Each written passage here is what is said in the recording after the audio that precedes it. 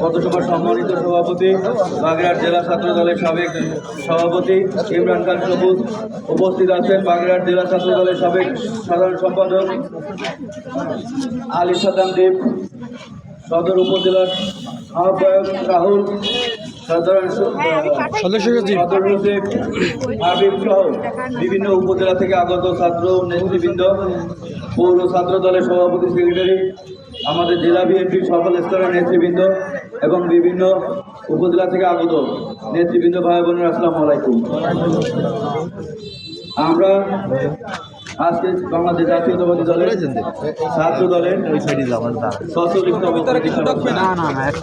আপনারা জানেন এই দিনে আমাদের শহীদ প্রেসিডেন্ট জিয়াউর রহমান এই ছাত্র দলের সৃষ্টি করেছিলেন এবং ছাত্র দলের জন্মের পর থেকে বাংলাদেশের প্রতিটি দুর্যোগের মুহূর্তে বাংলাদেশে যখনই কোনো সমস্যায় পড়ে সেই সমস্যার উদ্ধার আমরা ছাত্র দলের মাধ্যমেই পেয়েছি। আপনারা দেখেছেন 9 বছর স্বৈর শাসকের অত্যাচারে বাংলাদেশের মানুষ যখন অতিষ্ঠ ছিল, বাংলাদেশকে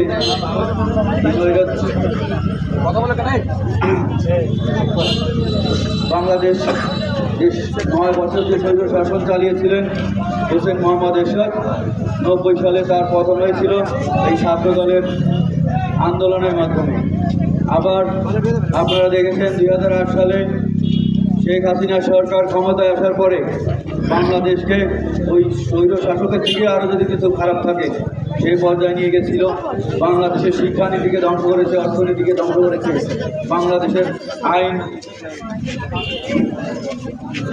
আইন নীতিকে ধ্বংস করেছে। বাংলাদেশে কোনো সুশাসন ছিল না।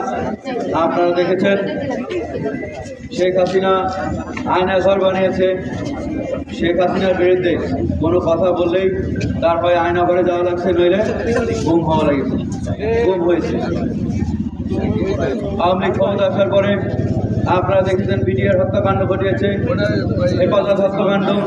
সর্বশেষ গত জুলাইয়ে যে ছাত্র জনতার আন্দোলন, সেই আন্দোলনে শত শত ছাত্রদেরকে পাখির মতো গুলি করে মেরেছে, হেলিকপ্টারে করে গুলি করে মেরেছে এবং তার অবসান এই ছাত্র জনতাই ঘটিয়েছে।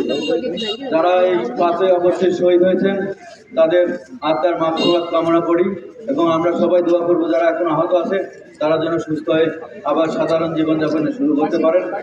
আমাদের র্যালিতে যারা অংশগ্রহণ করেছেন সবাইকে বাগেরহাট জেলা ছাত্র দলের পক্ষ থেকে, বাগেরহাট জেলা বিএনপির পক্ষ থেকে আন্তরিক ধন্যবাদ জানাচ্ছি। আজকে বছরের প্রথম দিন, আপনারা জানেন যে আজকে 1 জানুয়ারি।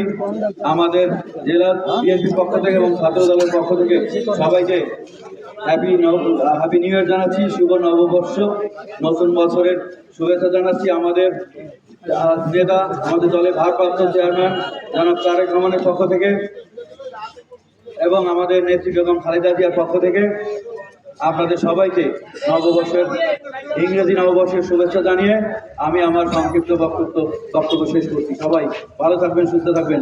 বাংলাদেশ জিন্দাবাদ, বাংলাদেশ জাতীয়তাবাদী ছাত্র দল জিন্দাবাদ, শহীদ প্রেসিডেন্ট আমারও খালেদা জিয়া জিন্দাবাদ, তারেক রহমান জিন্দাবাদ। আসসালামু আলাইকুম।